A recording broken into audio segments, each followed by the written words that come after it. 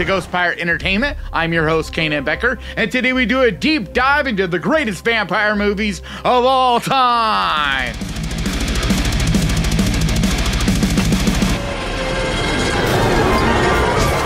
And let's get to the list. This is the end of what? Of time?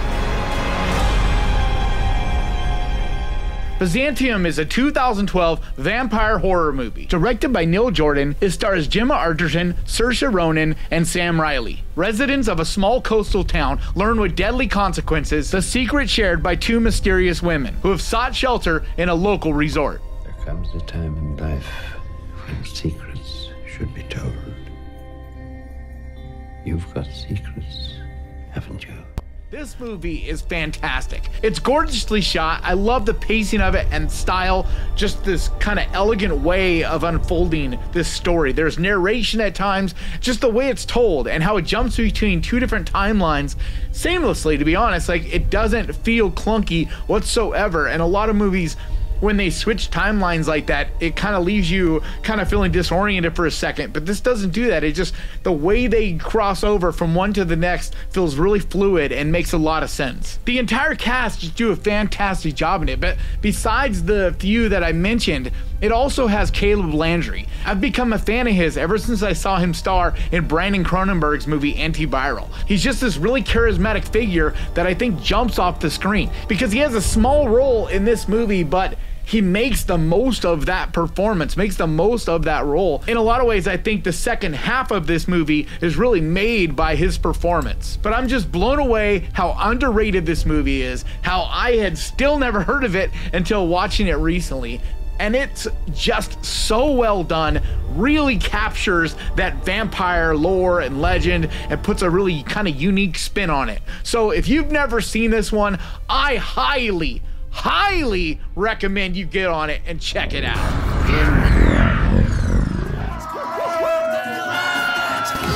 What did you do, boy? Hey, that was... Don't swear. What are we? Werewolves, not werewolves. What We Do in the Shadows is a 2014 New Zealand mockumentary horror comedy, written and directed by Jermaine Clement and Taika Waititi. It also stars Clement and Waititi as well as Jonathan Bruh. The story follows three vampires who are being filmed for a documentary and struggle with the mundane aspects of modern life. When you get three vampires in a flat, obviously there's going to be a lot of tension. This movie is so much fun. I'm not sure I'd ever seen the full movie prior to this watch. I know I had seen parts of it, but I felt like I'd never been able to really focus on it, sit down and watch it from beginning to end. But I'm very familiar with the series, and I've just always meant to go back and completely watch the original, really kind of give it its due. And it's just so good. I'm not gonna lie. I think that the series is a little bit better. Don't kill me over that, please. Although I do think this movie is absolutely brilliant, and I'm very aware that the series wouldn't exist without this movie. It's just, they've perfected it, in my opinion, with the series. It's just such a polished, amazing entity in and of itself. But everything about this movie, swearwolves, like, it is so much fun and such a brilliant, fresh take on vampires and just horror in general. I just love the New Zealand humor. There's so many horror comedies that have come out of that part of the world that are just absolutely phenomenal. There's just something about their sense of humor that gets me every time. This movie is absolutely fantastic, a for sure modern classic, and one that every fan of horror comedies has gotta check out. This is hardly your picture any longer. Shadow of the Vampire. How dare you destroy my photographer? Why not the script girl? I'll eat her later. Shadow of the Vampire is a 2000 historical drama horror movie. Directed by E. Elias Merheege, it stars John Malkovich, William Dafoe, and Udo Kier. It's a fictionalized account of the making of the classic vampire horror movie Nosferatu. With the cast and crew mysteriously disappearing, they begin to have suspicions about the lead actor. Iris in, begin. It's been a fitful night, but you wake refreshed. What is that beside you? It's a book. About vampires. Nosferatu. What a fantastic movie this is. It's dark and foreboding, but it also just puts a really fun spin on the whole vampire movies and lore and myth and all of that. It's just a really fresh, unique movie that shows you the behind the scenes of making a film. And that's really fun, especially because it's back in the silent era of film. So it's really interesting to see how that was done. But then it also starts to slowly bring on this whole different element of horror movie where you know this guy's a vampire from pretty much the very beginning of the movie, but yet you don't know how it's going to play out. And William Dafoe does a phenomenal job of playing this vampire, Count Orloff, in this, because he's a vampire, but he's kind of trying to pretend to be an actor that's also pretending to be a vampire. It's this really kind of fun, weird way that they have him portraying this character. But he's scary and creepy, but yet also kind of humorous at times. Just a really, really fantastic performance, and one that I don't think gets nearly enough love. It's a crime to me that he's so overlooked at times, because I don't know if there's anybody that can outact this guy. Just everything he's in, he just is such a wonderful performer and transforms into whatever role he's asked to play. This really is a phenomenal movie, and in my opinion, absolutely deserves to be talked about as one of the greatest vampire horror movies.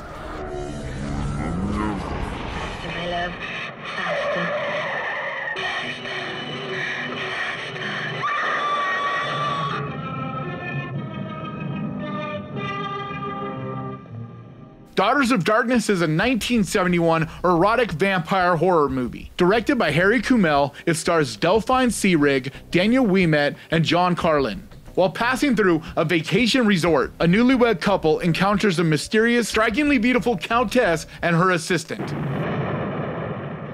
Silly tales about ghouls chased away by garlic and vampires shrinking from crosses. What a sexually charged, gorgeous movie this is. Just everything about it just oozes sex, but it's in a beautiful kind of elegant way, so it's not like you're watching a porn or something like that, but it's this 1970s movie that really just has so much class and style and art appeal. It really is a simple story, so it's not really the story so much that makes this movie so brilliant. It's just the style of it. It really just has this way of presenting itself. Everything from when you see a dead body and the way they look, to the way the cast carried themselves, the way they talk. It's all done competently with style. I just love the look of this movie. I just could not get over how much I love it. I had seen it way back and didn't really remember much of anything. And so this was really kind of a fresh watch in a way for me. Other than that, I kind of knew the story. I remembered the story, but just the way it looked and all of that, I completely forgot just how much I love this movie. As a visual medium artist myself, I just cannot get over how much I enjoy the art appeal that is put into this. Just everything about the pacing of it, the way it's shot, and it's framed up, the camera angles, just the way it's edited. I mean, it kind of has these little bit of like a pause between scenes. It's done in a way that it just breathes, and so it's like between each scene there's just almost like this tiny little pause before the scene ends that just gives it just this almost like causing you to stumble on yourself, to want more, to be wanting the next scene to begin. And it's so entertaining because of that. And talk about a gorgeous cast. Everyone in this movie is just beautiful. They're just beautiful people that just really have this major sex appeal. And it's wild to think that this is from the 70s, and yet it still just leaps off the screen from these people. I think it's a real gem, and it's sad that you just don't hear more people talk about it. But it's so well done and unique that absolutely deserves to get your attention. So most definitely give this a look.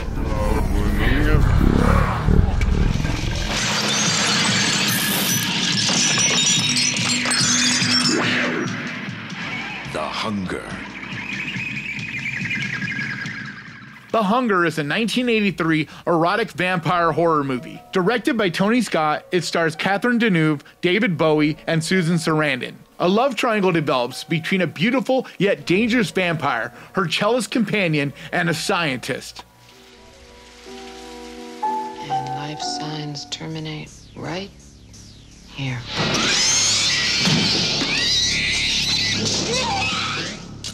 This is another absolutely sexually charged movie. Like I said with the last one, it just oozes sex. There's just so much appeal and style. It's amazing. The other one was that 70s kind of vibe, and this is the 80s, but both of them feel very much just beautiful and artistic and creative and very sensual as well. The cast in this are all gorgeous, but also really full of character and charm. Each one of them just makes for a very interesting watch. And this one also has a pretty interesting story because, yeah, it's pretty simple. It's a love, triangle kind of deal. But the way it plays out, it's mysterious and has you on the edge of your seat. Just in general, though, this is a very sleek, well put together movie. I love the overall style and creative flair of it. And it is talked about more than Daughters of Darkness, but I still think it's a pretty underrated movie because this takes the whole sexuality of vampires, and just like Daughters of Darkness, it really puts it up front and center and really kind of delves into that and kind of sees where that little rabbit hole goes of what it would be like to have these very sexually charged, beautiful, erotic vampire kind of situations, but without feeling like a Red Shoes Diary type of deal. Not a soft porn kind of thing here. It still has class and charm to it. This is another great one that absolutely deserves to be talked about in the vampire genre.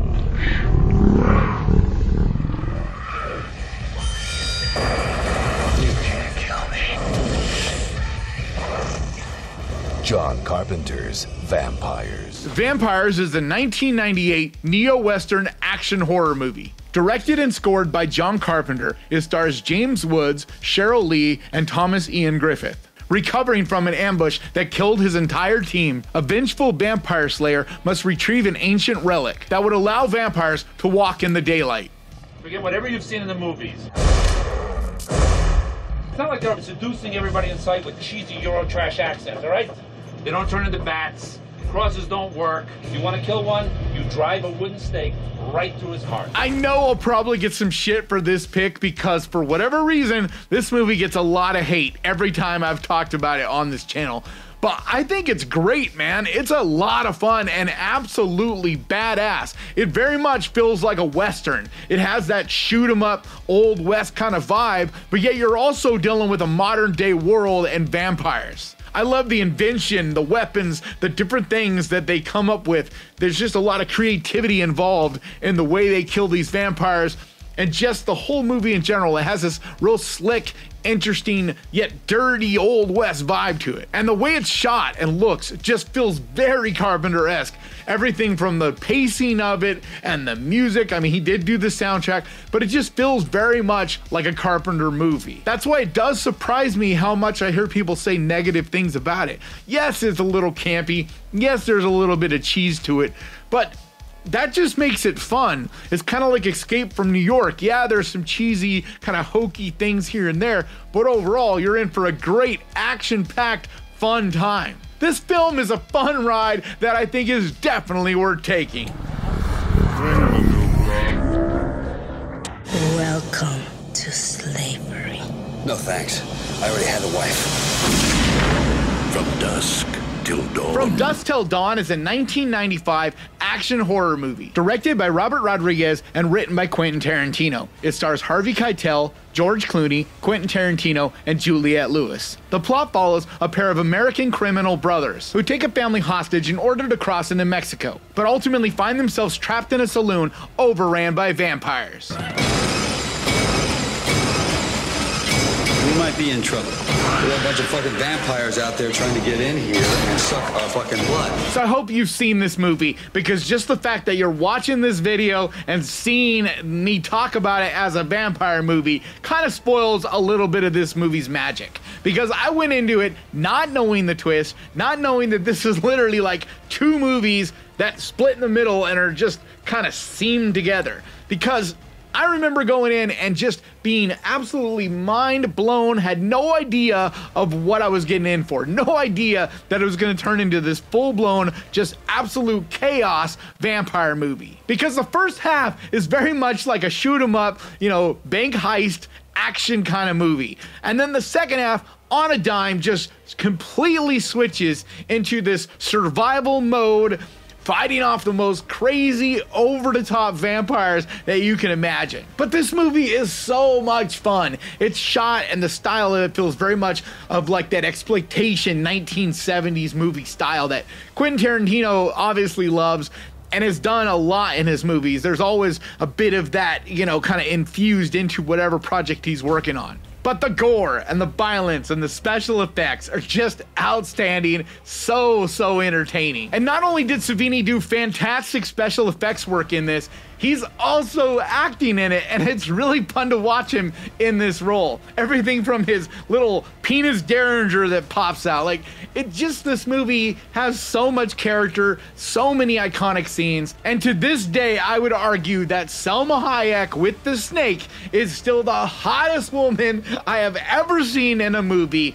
Just absolutely gorgeous, and definitely made young Kanan uncomfortable in the theater seat. It's just such a fun movie. There is no way I could talk about vampire horror movies without putting it on one of my lists.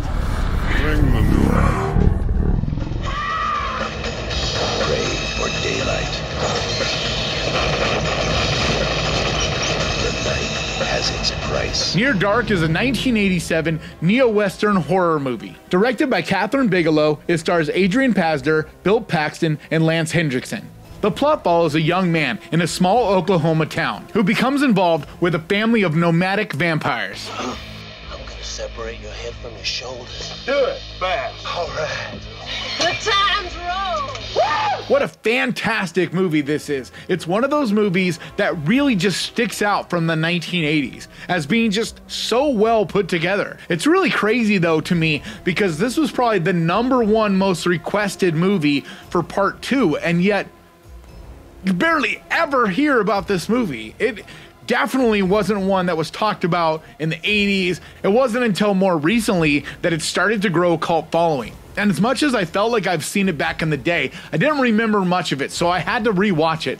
And I'm really glad I did because I don't remember it really standing out as being anything super special. I do remember I had fun with it, but it wasn't like one that I was like, oh yeah, this is one of the greatest ever made or whatever. Whereas I totally disagree with that now. I think it's absolutely one of the best vampire horror movies, bar none. Just the way it captures vampires, the style of it. It really is kind of a movie before its time because I feel like this is a movie that now, with that kind of artisan feel to movies, that art house, you know, A24 style that people are doing more and more, I think you'd see a movie like this just get more love in that environment. Because even though it's a pretty simple story, these characters are complex. They don't feel simple. And the setup and the scenes and things like that, everything feels complex. Just the relationships and the way the story unfolds and how things go down. Yet if you were to tell people the story, it's pretty simple. You could pretty much sum it up in a couple sentences. But it doesn't feel that way when you're watching it. It feels so much more than that. And a big part of that is Bill Paxton. He just absolutely is a scene stiller in this. Just you can't take your eyes off of him when he's on the screen. Just everything he does, he's got this quirkiness about him, but like there's this unhinged kind of evil part to him, but yet you also kind of like him. Very fun character. And the way this movie wraps up and ends, I feel like has so much style to that. Just everything about how this movie's put together feels very stylish, very creative, and honestly very memorable. So if you're like me and it's been a while since you've seen it, or if for whatever reason maybe you're younger, you haven't seen it, I think you'd be surprised on how much you love this one. So definitely give it a look.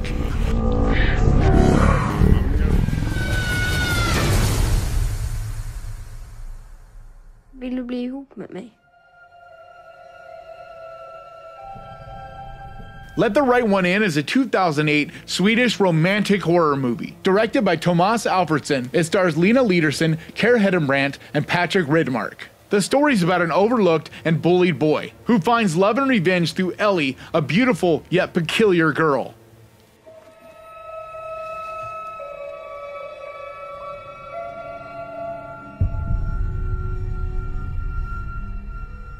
So even though this version, which came first, is on this list, and I do think is a superior movie, I did want to mention the 2010 American remake, Let Me In, because as far as remakes go, it doesn't get much better than that. However, we're talking about one of the greatest vampire movies, period here. The original, this one is just phenomenal. Everything from the way it looks, the style, everything feels cold and grim, yet beautiful and charming. It's this really weird fine line that this movie walks because it's so full of mood and atmosphere, like almost nothing I've ever seen besides this. This is one of those few movies that I would argue is perfect. I wouldn't change anything about it, I don't think, because the way it looks, the pacing of it, the cast, everyone, I mean, these kid performers are incredible. It feels so real and really kind of pulls you in.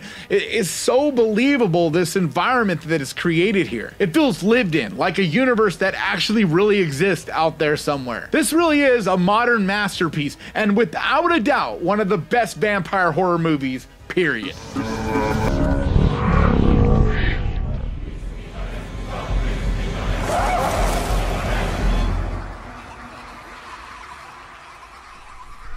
Nosferatu is a 1922 silent German expressionist horror movie. Directed by F.W. Murnau, it stars Max Schreck, Gustav von Wangenheim, and Greta Schroeder. The story is about a vampire, Count Orlok, who preys on the wife of his estate agent and plagues their small town.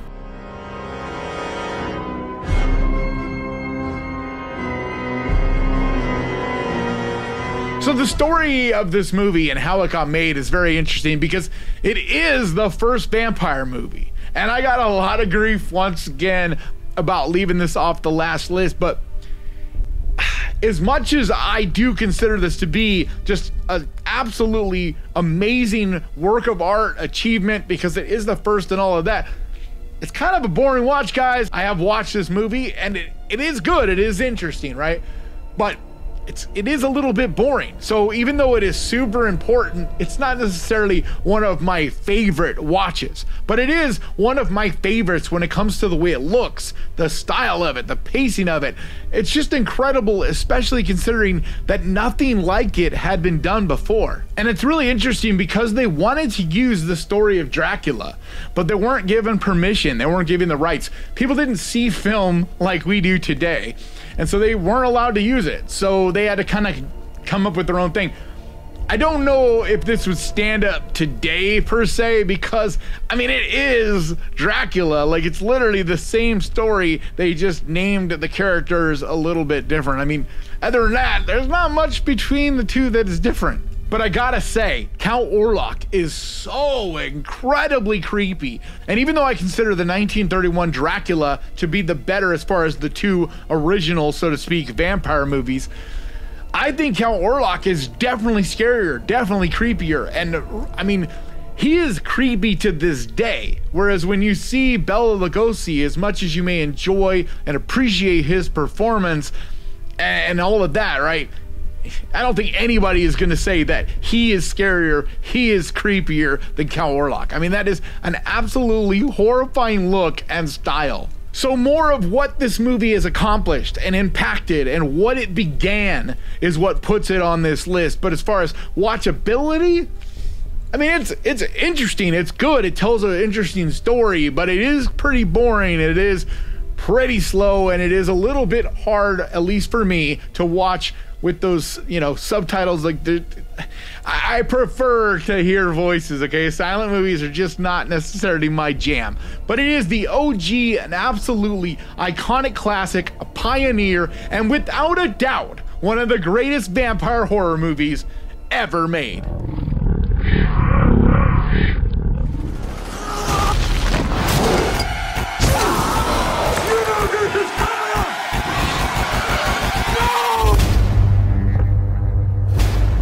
Afflicted is a 2013 Canadian found footage horror movie, written, directed, and starring Derek Lee and Cliff Prowse in their feature film debut. The story's about two best friends who see their trip of a lifetime take a dark turn. Now in a foreign land, they race to discover the source before it consumes him completely.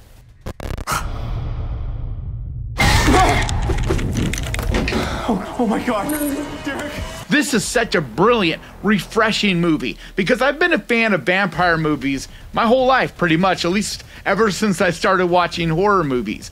But this is very unique. It's very different. And even though it is found footage, and we've seen a lot of other found footage movies, the way this is done and the way that it interweaves the vampire mythos into this found footage type of scenario is so well done. The special effects are subtle and so well executed that it just absolutely feels real. And the chemistry with this cast just feels very organic. They feel like real best friends on this journey, and that just adds another layer of complexity and makes it that much more compelling. I absolutely love this movie and definitely think it deserves to be considered one of the best vampire movies ever made.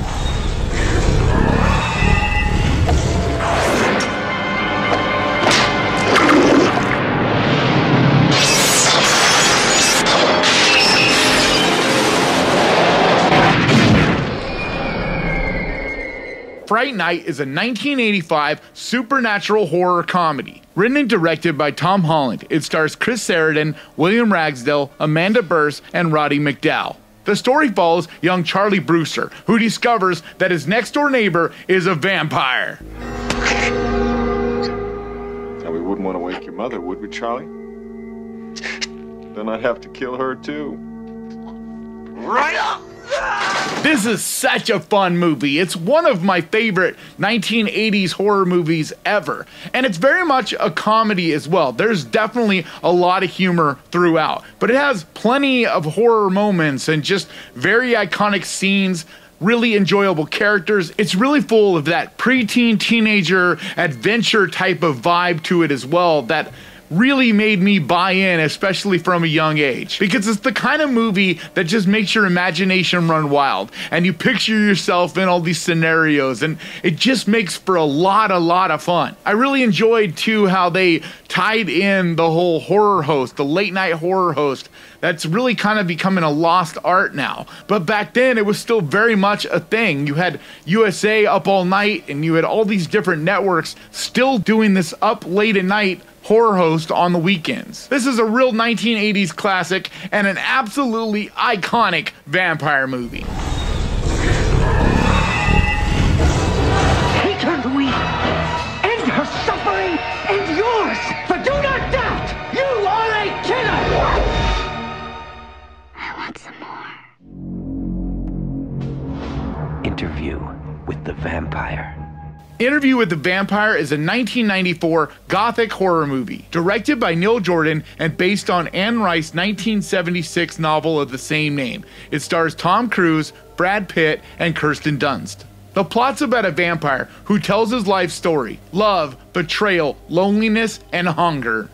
I'll tell you my story. I'll tell you all of it. I'm flesh and blood, but not human.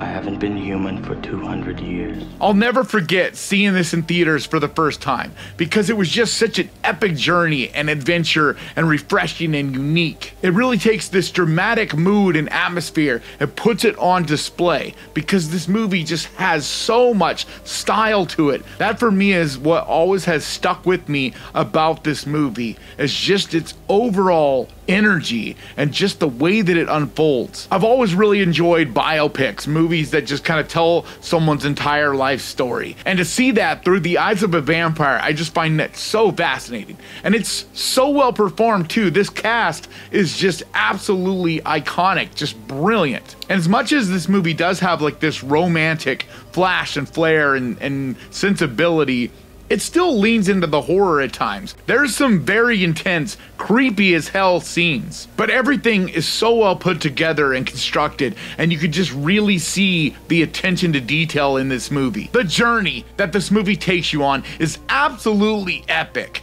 and without a doubt, it is one of the best vampire movies ever made.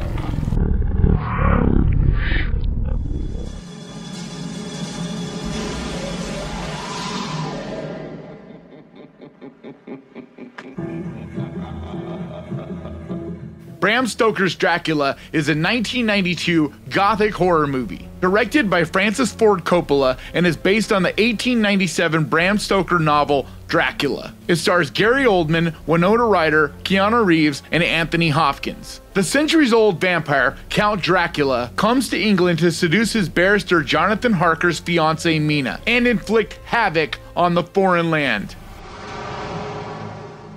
What are you? It is amazing how well this movie has stood up, because it is over 30 years old now, and yet it still feels so fresh, so original, and absolutely iconic. It has some of the greatest visuals of any vampire movie for sure ever made. And Gary Oldman's performance is truly just magnificent, because he's both alluring and absolutely intimidating at the same time, and he just does that so well. And I'd argue that anyone has ever done a better job of portraying a vampire than Gary Oldman. Because yes, there's been so many different takes on vampires, and they're done in so many different ways, but I don't think anyone's done it better. Comparable, yes, maybe, but better, I don't think so. But just the cast in general in this movie is bar none. Everybody in this just gives it their all. It feels almost like a play more than even a movie. It's just breathtaking and epic, and just the visuals once again are just amazing in this. The practical effects, I just love the design. Everything about this movie is just gorgeous and amazingly done. Just technically speaking alone, this is one of the best, but it also has a fantastically written story and pacing. It's so well directed by Francis Ford Coppola. This movie is just an absolute treasure and one of the greatest movies ever made.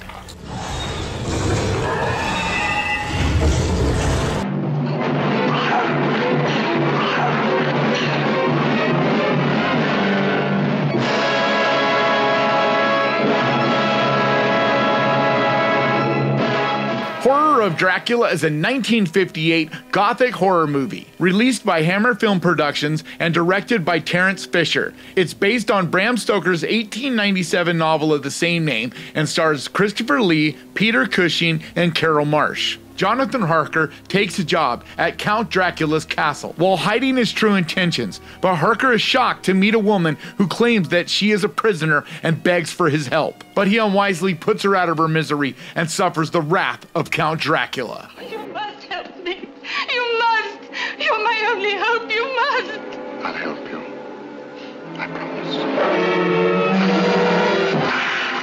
This list is amazing to make because it's one iconic, classic performance and movie after another, and Christopher Lee is no exception, because this guy truly was one of the greatest horror icons that ever lived. And his performance of Dracula was so unique, and it took it from this era where Dracula was not extremely intimidating and terrifying, and he really kind of leaned back into that and made him really scary. Yes, he's suave and has style, but absolutely terrifying at the same time. But you can't forget about Peter Cushing, who also gives an iconic performance in this as well. But just the look and atmosphere and style that Hammer films have, the way they're shot, the way blood looks, just their overall pacing and atmosphere is just so entertaining and very unique. They don't feel like any other movie. So there's no way in hell you could make a vampire list without including this gem on it.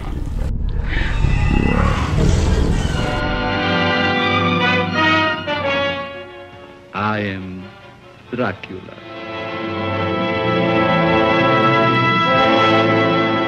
Dracula is a 1931 pre-code supernatural horror movie, directed by John Browning with a screenplay by Garrett Fort, and is based on Bram Stoker's 1897 novel of the same name. It stars Bela Lugosi, Dwight Frye, and Edward Von Sloan. The story's about Count Dracula, a vampire who immigrates from Transylvania to England and preys upon the blood of living victims. What's he done to you, dearie? Tell me. He came to me. He opened a vein in his arm, and he made me drink.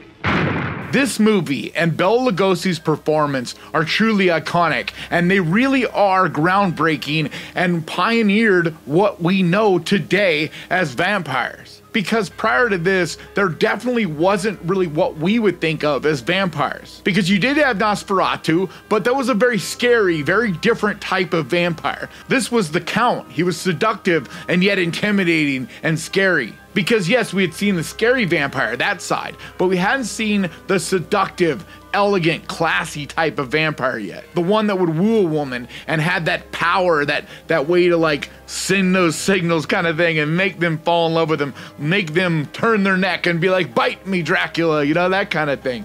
And so this really kind of added that layer to it. And Bela Lugosi was so iconic to this day. You still hear people doing that funny little accent I'm not even going to try to attempt to do, but it's just, he is Count Dracula. Every time you see a Count Dracula, it's molded in some way, shape, or form after the Bela Lugosi Dracula. And I just love the black and white, the classicness that this movie has as well.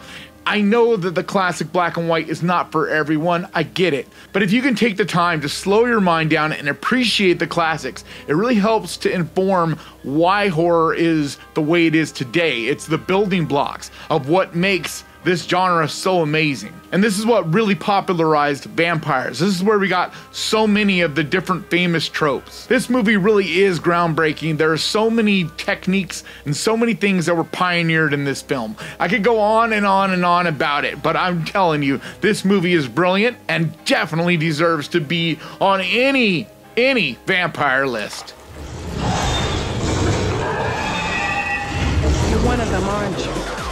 No. I'm something else.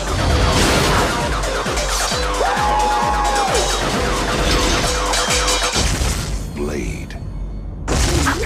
Blade is a 1998 superhero vampire horror movie, directed by Stephen Narraton and is based on Marvel Comics superhero of the same name. It stars Wesley Snipes, Stephen Dorff, and Chris Christopherson. In the film, Blade is a Dhampir, a human with vampire strengths but none of their weaknesses, who together with his mentor fight against vampires. Half human. Blade's mother was attacked by a vampire while she was pregnant. Half immortal. You got the best of both worlds. All our strengths, none of our weaknesses. This is such a badass, very unique movie, especially at the time. You had not seen anything to this point like this. And even now, there's still so few movies like this that are rated R, very superhero, very gory and savage, and Wesley Snipes is absolutely one of the most badass characters you'll ever see in any movie, much less in vampire movies. It's just so cool how he has this dark side, and yet he's always fighting against it in order to achieve the ultimate good. He keeps that monster at bay, and the way they use that throughout the trilogy is really well done. But the gore is so amazing in this movie. Everything from the very beginning, it never stops. The action, the excitement, but yet it has plenty of horror elements as well. Also, the speed that this movie comes at you with, it's just so aggressive and violent. I love it. It's a blast. It just really is an absolutely entertaining, amazing movie. And for me personally, it's right near the top of my favorite vampire movies. I am writing about the Marsden House. Ah, and you'd like to visit. You'll enjoy Mr. Bram. Maybe he'll enjoy you. Salem's Lot is a 1979 two-part horror movie miniseries, directed by Tobe Hooper and adapted from the 1975 Stephen King novel of the same name. It stars David Soul, James Mason, and Lance Kerwin. The plot's about a writer who returns to his hometown and discovers that the citizens are turning into vampires. I'm writing about a house. A house? The Marsden House. So in my opinion, this is the most underrated of any movie on this list and one of the most underrated horror movies ever made. Because for one, the story is a Stephen King story. For two, it's directed by Tobe Hooper. It has some of the most chilling, creepy practical effects ever done, and imagery is just stuff that sticks with you. Stuff that I had nightmares when I was young with for days. And I know so many people who feel the same way about it as I do, but yet it's sadly just never talked about when you're talking about the best of any genre and any list of horror movies, and I think that is an absolute tragedy, crime. It's just not right. I think because unfortunately it was made as a 2-part miniseries, they kind of stretched it out too long. So if you watch it and you watch the movie cut where it's cut down and it flows better and it's really more of a movie, it's really, really fantastic. But if you watch it in the 2-part miniseries, unless you're a diehard like I am, there's some dead weight. There's at least 15-20 minutes that just feel like it drags. It feels like you just don't need any of that section. And so I think that's part of what's held it back. It just never had a lot of publicity either. It doesn't have any big names attached as far as actors, but the cast involved give it everything they've got. They're fantastic performances. I mean, I love this movie so much. This little guy sits on the set at all times, and it's basically Barlow. It is as close as I can find to a Barlow mask. This truly is a classic and absolutely deserves to be on any best of list.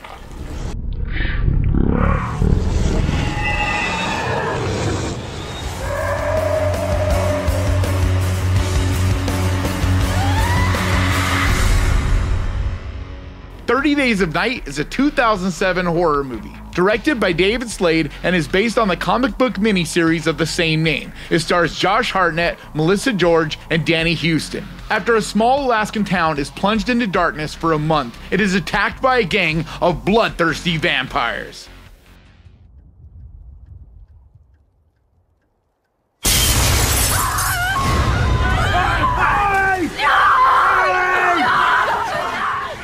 So a couple weeks ago, I did a recommendation list over on Hulu, I believe, recommending this movie, and I talked about it then. This is one of my favorite movies ever, but definitely when you're talking about vampires, because this brings back the mean, the vicious, the scary, the intimidating vampires on a whole different level, because they're scary and vicious and just absolutely savage in every way, because these vampires don't make any apologies. They just come at you at 1,000 miles an hour and rip you in half. This movie's cold and bleak, and it has this real savage quality to it. It's also full of action, and it's so exciting and intense. This truly is an amazing, exciting vampire movie that definitely deserves to be on this list. You don't want to miss this.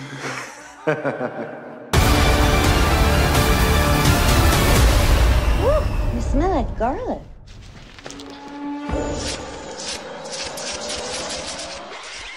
The Lost Boys is a 1987 supernatural horror movie, directed by Joel Schumacher with a screenplay by Jeffrey Boehm. It stars Kiefer Sutherland, Jason Patric, and Jamie Gertz. The story follows two brothers who, after moving to a new town, discover that the area is a haven for vampires.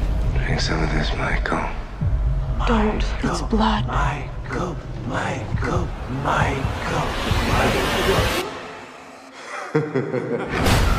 So this list wasn't really in any order. It's just 10 of the very best vampire movies in my opinion. And I'm probably gonna do a part 2 because there's 10 more that I think are just that iconic and deserve to get love as well.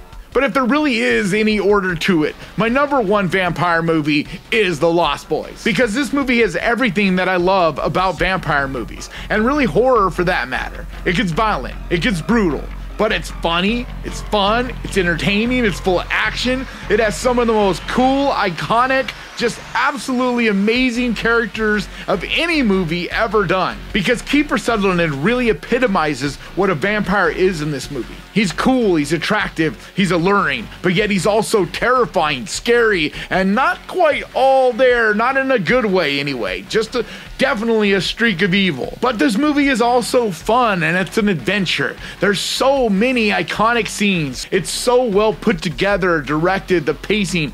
It's one of those movies that is absolutely timeless. I rewatched it recently, and every time I've seen this movie, it just always blows my mind how well it holds up. Because this movie could come out today, and I still think it would be a big hit. It's just got all the things that make for a great movie. To me, it's one of those few movies that I consider to be an absolute 5-star perfect movie. So when I was putting together a list of vampire movies, there was one movie that there was no question was definitely going to be on it, and it's this one. Because I think it is that good and that perfect for the vampire genre. All right, guys, that's going to do it for me today. Thank you so much for watching this. If you enjoyed this, please do me a favor. Hit that subscribe button and ding that little button, because that is the best way to keep track of this channel. And when I post videos like this, and I post videos like this every single week, I also want to give a huge, massive, enormous thank you to the Ghost Pirate crew, to you guys over on Patreon, and to the channel members over here. You guys absolutely mean so much to me. And if you would like to find out how you can become a part of the Ghost Pirate crew on Patreon, there's a link down in the description. Or over here, become a channel member, there's a little button right down there that says join. But like always, thank you so much for watching. Please crush that like button, and remember, guys, horror can be fun. And if you enjoyed this, click right here to see the 10 best alien horror movies. And I'll see you guys next time.